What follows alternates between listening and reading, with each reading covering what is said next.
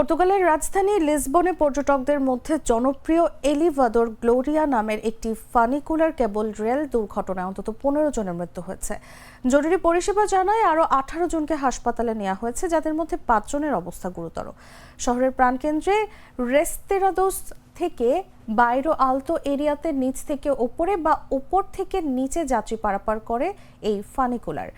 এই দুর্ঘটনায় নিহতদের মধ্যে বেশ কয়েকজন বিদেশি নাগরিকও ছিলেন, যদিও কর্তৃপক্ষ জানায় নিহতদের জাতীয়তা নিশ্চিত করা যায়নি। লিসবনের মেয়র কার্লোস মোয়েদাস বুধবার রাতে হাসপাতাল পরিদর্শন করেছেন। একে শহরের সবচেয়ে দুঃখজনক মুহূর্ত বলে অভিহিত করেন তিনি। লিসবনে কেবল রেল দুর্ঘটনায় একদিনের জাতীয় শোক ঘোষণা করা হয়েছে। দেশটির প্রেসিডেন্ট মার্সেলো রেবেলো ডি সুসা এই ট্র্যাজেডিতে ক্ষতিগ্রস্ত পরিবারের প্রতি সহানুভূতি এবং সংহতি প্রকাশ করেন।